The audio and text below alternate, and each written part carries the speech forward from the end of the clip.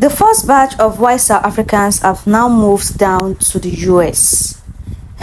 And they moved down to the US and they became refugees in the US. Guys, I want us to watch this video because as it stands right now, their reason for moving to the US is still shocking to me. I'm still trying to find out or pinpoint what is the problem, why they decide to leave South Africa. Let's watch the video first to see what Ramaphosa have to say about the white South Africans living to the US. I'll be watching other videos of them staying in the US. Don't forget to like this video and share. Those people who are being enticed to go to the United States do not fit the definition of a refugee. A refugee is someone who has to leave their country out of fear of political persecution, religious persecution, or economic persecution. And that's what the United States says they're undergoing in South Africa. That's why they've opened the door for them. Yes, and they don't fit that bill. They don't fit that description. And I had a conversation with President Trump on the phone, and he said, what's happening down there? And I said, President, what you've been told by those people who are opposed to transformation back home in South Africa is not true. And I added to him, I said, we were well taught by Nelson Mandela and other iconic leaders like Oliver Tambo on how to continue to build a united nation out of the diverse groupings that we have in South Africa. We're the only country on the continent where the colonizers came to stay, and we have never driven them out of our country. So they are staying, and they're making great progress. It's a fringe grouping that does not have a lot of support, that is anti-transformation and anti-change, that would actually prefer to see South Africa going back to apartheid type of policies. And I said to him, I would never do that. I learned at the feet of Nelson Mandela, and we intend to proceed with the implementation of our constitutional architecture. And I thought in my conversation with him early in the morning at 4 o'clock South African time, he understood that. And I said, I'd like to come and meet him so that we can discuss this matter further. So those people who have fled are not being persecuted. They are not being hounded. They are not being treated badly. And they are leaving ostensibly because they don't want to embrace the changes that are taking place in our country in accordance with our constitution. So we think that the American government has got the wrong end of the stick here, but we'll continue talking to them. So a face-to-face meeting is coming up. Is Elon Musk invited when you have that face-to-face meeting? Well, I don't know. They will determine whether Elon Musk is part of it or not. I will go with my own South African delegation. 100 white South Africans are expected to arrive in the country out of 8,000 or so applications. How is this being received in the US? Are there concerns, particularly by refugee advocacy groups, for example? Well, refugee advocacy groups, of course, find it utterly astonishing that a Trump administration that would close America's doors almost wholesale to refugees from all over the world, because that is, in essence, what President Trump has done in the weeks since he returned to the White House on January the 20th, would throw America's doors open for one group of people, Afrikaner farmers, based on a false statement that the president has made about the Expropriation Act. He argues that those farmers are being dispossessed of their lands without compensation. He also argues more broadly that white Afrikaner farmers are suffering human rights abuses at the hands of President Ramaphosa's government. And of course, the United States government chides President Ramaphosa for the position that South Africa took at the ICJ, accusing Israel and Prime Minister Benjamin Netanyahu of war crimes. But it is an extraordinary moment for the United States to be opening its doors to refugees whose processing time for transition to a new life in America has been fast-tracked to just 3 months. months, where the standard processing time has been 18 to 24 months, and that was before Donald Trump shut America's doors. I think it's fair to say that most Americans don't really know this is taking place, and it's curious that the government wants to send apparently this delegation of US government officials to Dulles Airport to welcome the first Afrikaners as they fly in, because that will certainly raise visibility of this within the United States. And it's not clear that the American public will necessarily back it. I mean, Republican Trump voters don't want anybody coming in. They want America's doors shut, and they certainly aren't particularly literate in the politics of South Africa. And Democrats, of course, will say, well, if you're letting white Afrikaner farmers into the United States, why are the doors closed to so many other deserving people who have applied for refuge in America? But it's an astonishing symbol of how low the bilateral relationship between the two countries has fallen, and we'll wait to see when these planes are going to arrive, when these people are going to arrive, and what level of welcome they are provided by the Trump administration. Simon Marks is our Washington correspondent. Simon, thanks very much indeed. And just to note, government officials in South Africa say they are working on a response, also rejecting the idea that Afrikaners... So South African farmers are fleeing to America because they allege that they are dealing with violence. And I'm confused because Donald Trump just gave them a fast track to become a U.S. citizen. He called what's happening over there genocide. Genocide? So we gotta be all the way real here. Why them? Why do they get the fast track over here to become citizens? There's people all over the world that's dealing with worse conditions than this. Refugees from wars, famines, real genocide, but they're not getting this special treatment like them. No, sir. So what makes this different for Donald Trump? This clearly looked like favoritism, the ultimate protection for the complexion. Trump, the same person that was trying to ban certain people from coming over here from over there. Y'all remember? Now all of a sudden we got this open door. He feels so bad about them.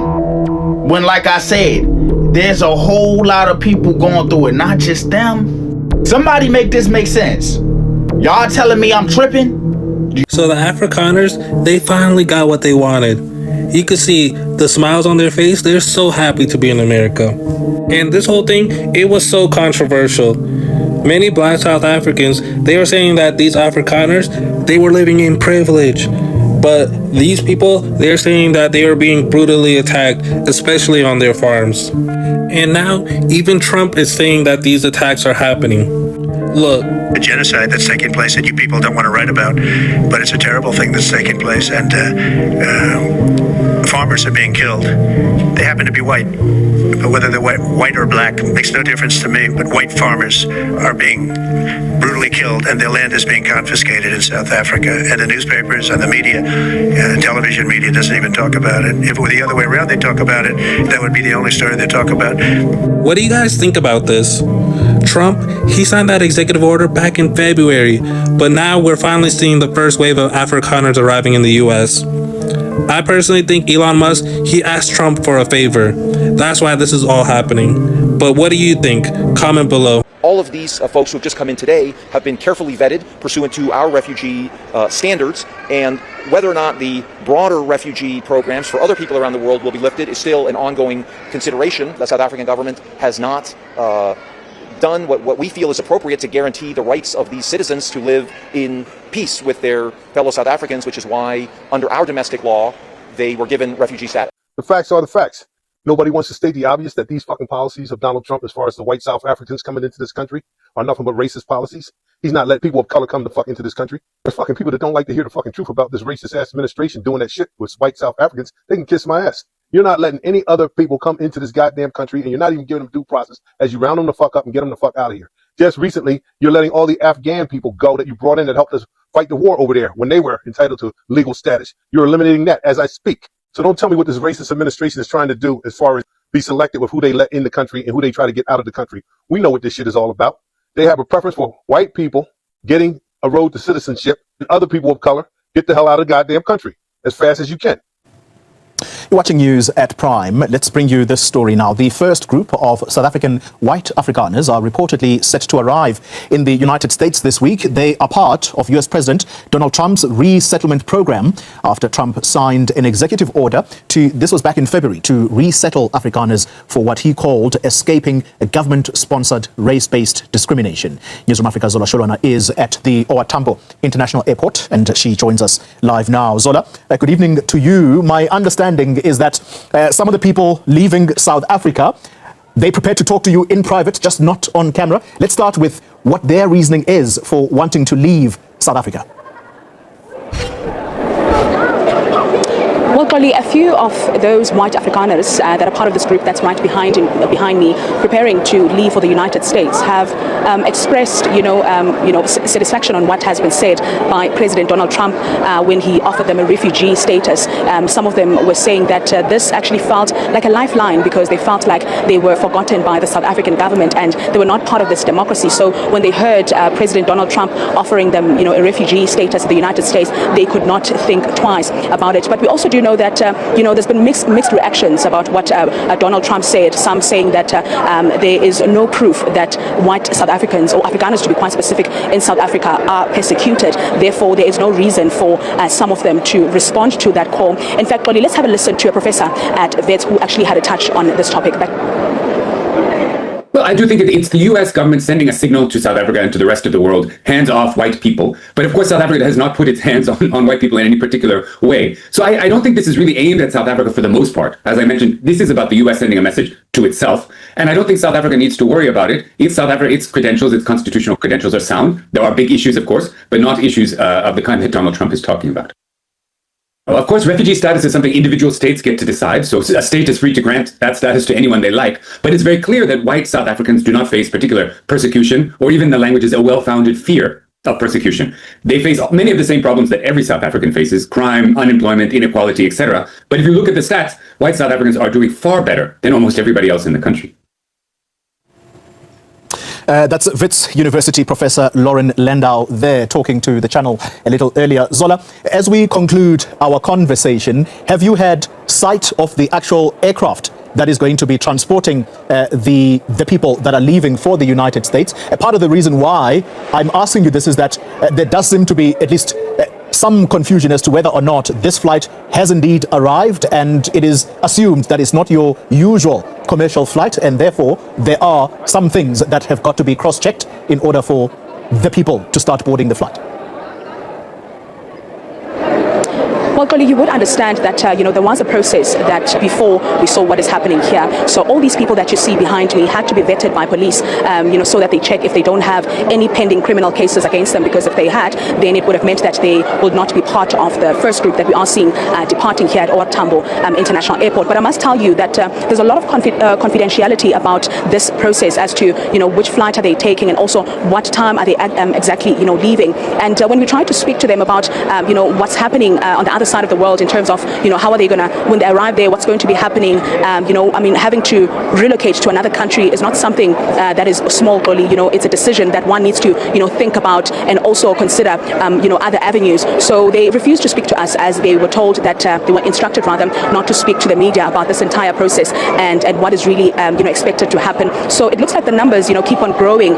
Colin Sibi is the one that's going to be confirming the exact number of this group, because earlier on we were told about 49, but by the look of things, it looks like, there's been an increase in terms of that number. But we keep on monitoring the situation just to get to see what time are they flying, and also which aircraft, just to answer those questions that you've asked, Oli, which aircraft are they using, and also if we can get a little bit of information as to what awaits them, that side in the United States, and also perhaps try and speak to some of them who might speak to us off camera about what they are anticipating and how they are feeling, during this present moment. As I have mentioned to you, that some of them were saying that they feel like this process was a lifeline that they needed from Donald Trump. Yeah, as I let you go, Zola, I wonder whether, as part of your off-the-record conversations with them, are some of them prepared to come back to South Africa? Is this a country that they think they can still come back to, or this is it for them? That's leaving South Africa for good. Well, many of those that I was able to speak to could not wait for this moment to say goodbye to South Africa, and their goodbye doesn't seem like a temporary goodbye where they could possibly come back to South Africa or rethink their decision. Many of them, with their bags packed, they are looking into starting a new life in the United States and not looking back. But of course, looking at the fact that some of them have families this side, so this could not be, a final goodbye. Perhaps they would find themselves, visiting South Africa just to see their family members, or the other way around. But I can tell you, from the atmosphere and what we've been hearing from some of them, they are pretty excited for what life has in store for them in the United States, and they are not looking back. They seem to have made their decisions, and they've really thought about it, and they feel like they are not part of the South Africa that we live in. Therefore, they should go, start a new life in a new country and perhaps see what the future holds for them. Live for us at Tambo International Airport, Zola Sholwana. To South Africans, I actually want to know what you guys think about the movement of the white South Africans to the US. Do you think they will actually decide to come back from America someday back to South Africa? And do you think they're going to be accepted back whenever they come back to South Africa? Let me know your thoughts in the comment section. Don't forget to like this video and share.